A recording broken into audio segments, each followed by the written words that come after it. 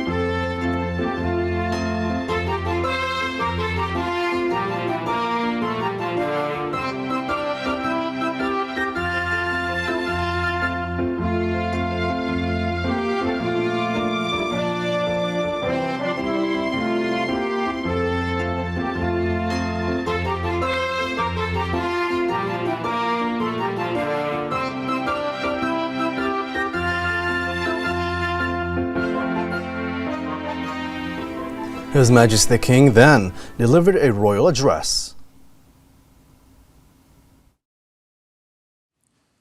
أصحاب السمو والمعالي والسعادة، السلام عليكم ورحمة الله وبركاته.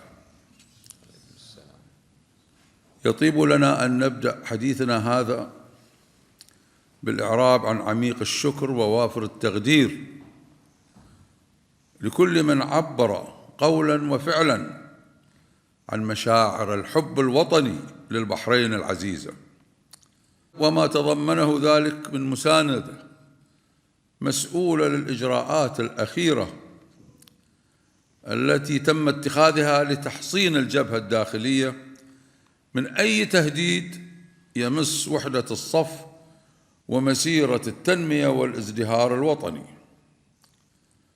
ويمتد الشكر إلى منتسبي مؤسسات الدولة والفعاليات المجتمعية والأدباء والكتاب والشعراء على جميع ما تفضلوا به من دعم وتأييد نعتز به.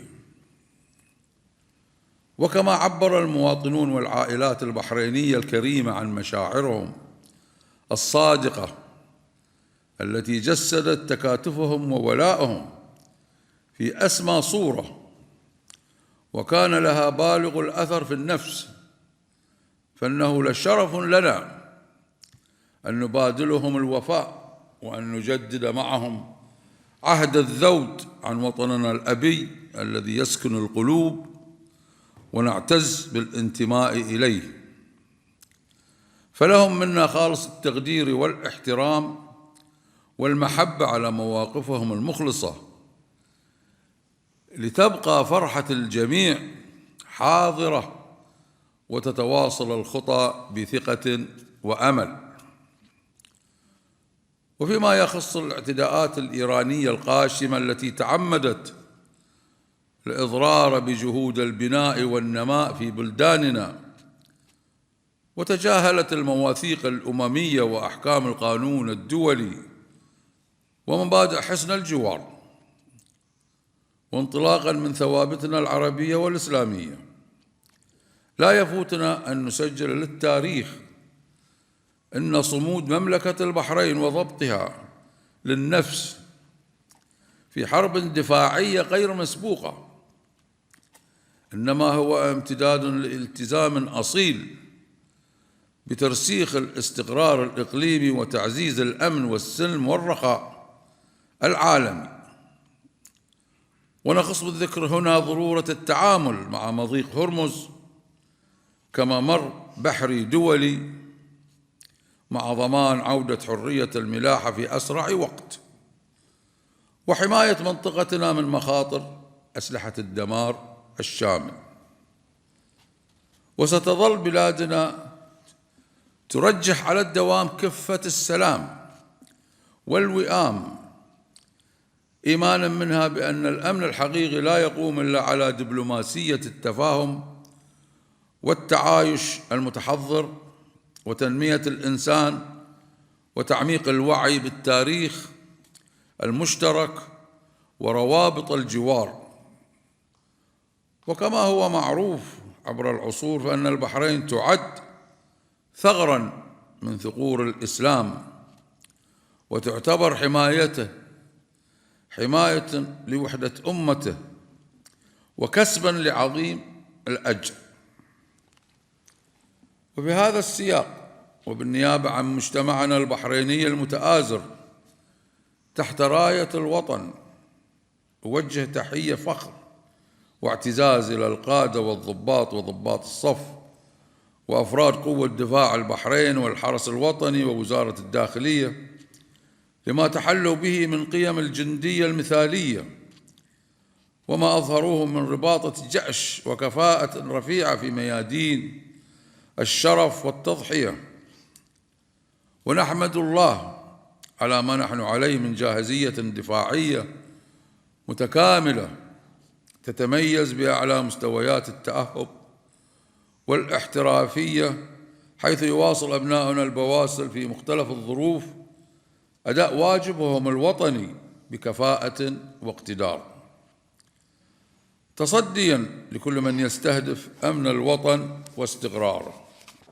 ولعل واقع الأحداث يستوجب علينا الاستعداد الدائم، وهذا الواقع يضع على عاتق الدول العربية مسؤولية تاريخية للدفاع عن سيادتها وتنسيق جهودها في مواجهة تحديات الحاضر والاستعداد لاستحقاقات المستقبل دون تردد، وتعزيز استقرار الدولة المدنية المستقلة في قراراتها السيادية والقادرة على ترسيخ وحدتها الوطنية. ومن هذا المنطلق وحفاظاً على منجزات البحرين وصورتها الحضارية سنوجه جهودنا لحماية مصلحة الوطن العليا، متحدين في مواجهة أي تدخل أو عدوان. وليثق الجميع تمام الثقة بأن البحرين تتخذ الإجراءات الواجبة بحق من يخرج عن الصف الوطني وفق ما يقرره القانون. وليعلم كل خائن أن التآمر على الوطن مصيره الخسران المبين، ولا يسعنا عند تأمل ملحمة الصمود الوطني لأهل البحرين الأعزاء في مواجهة التحديات إلا أن نجدد تقديرنا لوعيهم وثباتهم وبذلهم في مختلف الميادين، ونشكرهم على التزامهم بنهج التضامن والاتحاد الذي يحرصون على دوامه كأسرة واحدة تعتز بلحمتها الوطنية. ونقولها لهم بكل فخر: لقد كنتم قوة الوطن في الحرب كما أنتم قوته الدائمة وقت السلم، فسيروا على بركة الله وعلى خطى آبائكم الأوائل في خدمة الوطن والدفاع عن كل ذرة من ترابه الطاهر، وكونوا فخورين بأن بلادنا العريقة لطالما كانت ولا تزال دولة سلام بفضل المولى عز وجل. والسلام عليكم ورحمة الله وبركاته.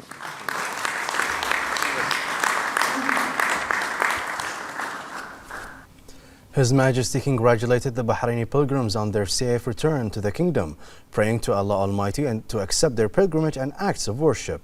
His Majesty renewed his congratulations to the custodian of the two holy mosques, King Salman bin Abdulaziz Al Saud, on the great success and the meticulous organization of this year's Hajj season, praising the great efforts made by Saudi Arabia in serving the pilgrims and providing them with the best services and facilities. His Royal Highness the Crown Prince and Prime Minister, on behalf of himself and the government, extended gratitude to His Majesty the King for the praise and appreciation of the Bahrain Defense Force, the National Guard, the Ministry of Interior, and all military security and civil agencies, affirming that this royal recognition is a source of pride and honor and reinforces the national responsibility to continue working with efficiency and competence to fulfill His Majesty's aspirations.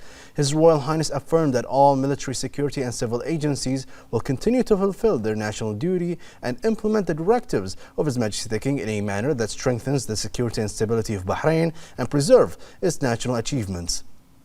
His Royal Highness affirmed that the government, in accordance with the vision of His Majesty the King, will continue to work as a unified team to advance economic development, strengthen the competitiveness and resilience of the national economy in dealing with various changes, building on the kingdom's solid foundations and advanced development vision and its close cooperation with partners to support sustainable growth, increase investment and economic partnerships, create more quality opportunities for citizens, and achieve greater prosperity for the benefit of the nation and its people. On the occasion of World Environment Day, the Cabinet emphasized the importance of continuing to strengthen environmental efforts and initiatives in line with the Sustainable Development Goals, ensuring the preservation of the environment and the conservation of its natural resources. The Cabinet expressed its condemnation of the hostile Iranian attacks targeting Kuwait, affirming Bahrain's full solidarity with Kuwait and its support for all measures it takes to protect its security and sovereignty. The Cabinet reviewed several memoranda submitted by ministerial committees and ministers and approved the following: a draft law regulating private security services, an MOU between the General Directorate of Nationality, Passports and Residence Affairs at the Ministry of Interior, the Federal Authority for Identity, Citizenship, Customs and Port Security in the UAE regarding the single point pre-entry registration project for travelers between the two countries, a draft resolution on the classification of micro, small and medium-sized enterprises, expanding the scope of support for these enterprises and aligning with international best practices.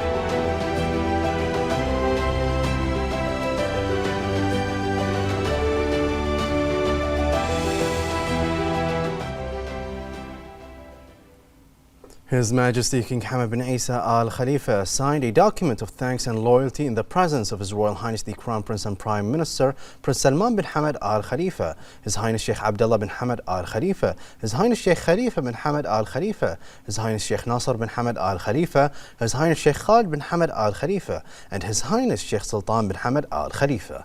The document reads as follows: To the esteemed citizens, in my name and in the name of my sons, we express our affection and pride in the honorable patriotic stances you have demonstrated. You have our utmost appreciation and regard. The document also included 2 verses of poetry written by His Majesty the King, expressing pride in the people of Bahrain and recognizing their contribution to the kingdom's strength and standing. The verses reflect the unity and solidarity of Bahrainis as one family and recognize their enduring commitment to their nation. Following that, Their Highnesses the sons of His Majesty the King signed the document.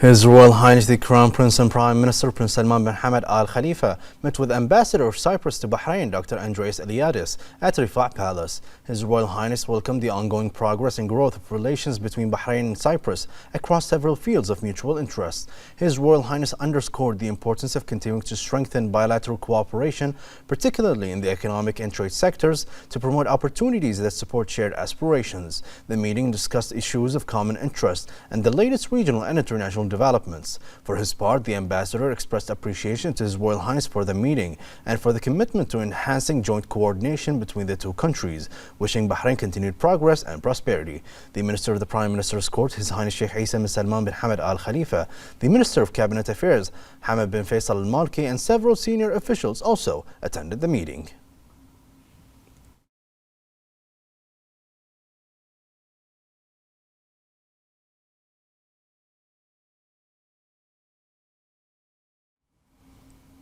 The Representatives Council Speaker Ahmed Al-Musallam expressed pride and appreciation to His Majesty the King on the occasion of His Majesty's signing of the document of thanks and loyalty and for the royal address delivered at the cabinet meeting. He affirmed that it is a comprehensive national document outlining the future phase. He explained that the royal appreciation for all those who have expressed their patriotic love for Bahrain is a badge of honor for the citizens and noble families of Bahrain, as well as for all state institutions, community organizations, writers, and poets. Al-Musallam added that reciprocating His Majesty's loyalty with loyalty and renewing the pledge to defend the homeland are deeply rooted values that give added strength to fulfill national duty. He praised His Majesty's greetings to the members of the Bahrain Defense Force, the National Guard, and the Ministry of Interior. He stated that His Majesty's words are a source of pride in the valiant soldiers who have proven themselves on the fields of honor and sacrifice to be the nation's shield and the continued progress and development. The Shura Council Chairman Ali Saleh affirmed that the address delivered by His Majesty the King during his chairmanship of the weekly cabinet meeting in the presence of His Royal Highness the Crown Prince and Prime Minister embodies a firm national vision and a comprehensive roadmap for consolidating national unity, strengthening social cohesion, and safeguarding the sovereignty of Bahrain. Saleh explained that His Majesty the King's address reflects his unwavering approach to consolidating the values of loyalty and belonging to the nation and enhancing the status of Bahraini citizens. He praised the address' profound appreciation for the sincere national stances expressed by the people of Bahrain, official and civil institutions, and various community figures and activities. As-Salih noted the pride and admiration expressed in the royal address for the personnel of the Bahrain Defense Force, the National Guard and the Ministry of Interior, reflecting the high capabilities and advanced systems and equipment of Bahrain's security and defense apparatus. He affirmed that the royal address' clear stance against the hostile Iranian aggression reflects Bahrain's unwavering commitment to defending its security, sovereignty and national interests. As-Salih also commended the document of thanks and loyalty signed by His Majesty the King and his sons, which represents a source of pride for all Bahrainis. The Vice President of the Bahrain Olympic Committee, His Highness Sheikh Isa bin Ali Al Khalifa, crowned the Sitra Club champions of Under-21 Basketball League after their 84-60 victory over Najma Club. His Highness presented the Champions Trophy and gold medals to Sitra's players and technical and administrative staff, while Al Najma received the silver medals. Muharraq finished third after topping the preliminary round of the inaugural edition of the competition. His Highness said the first edition of the Under-21 League was a notable success, achieving many of the technical and developmental objectives set by the Bahrain Basketball Association. His Highness also praised the association's significant role in developing its competitions and technical programs to serve the sport's future and enhance its competitiveness at golf, continental and international levels. The Under-21 League was organized for the first time on the association's calendar as part of efforts to increase participation, nurture young talent, and ready promising players to feed the national teams.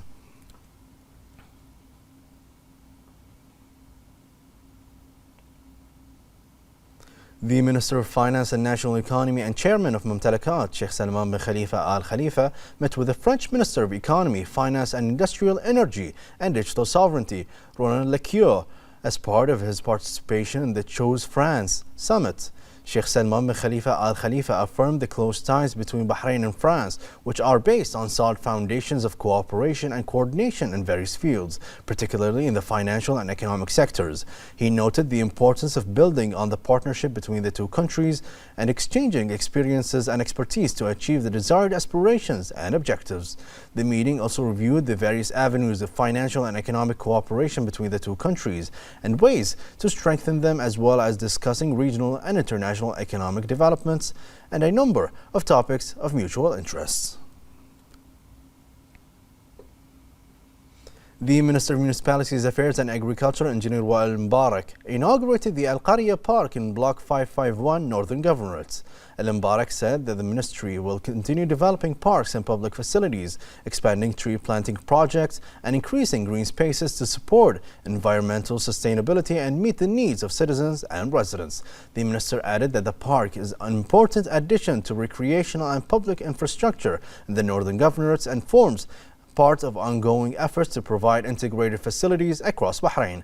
He noted that the project covers a total area of 3,400 square meters and has been designed in accordance with the highest technical and engineering standards. The minister highlighted that the park's green areas cover approximately 752 square meters, representing around 22% of the total project area, and have been planted with a variety of trees and plants in line with the National Afforestation Plan. He also underlined the ministry's commitment to continuing initiatives and projects that achieve sustainable development goals. He praised the constructive cooperation with the Northern Area Municipal Council and its commitment to monitoring residents' needs and addressing them through service and development projects.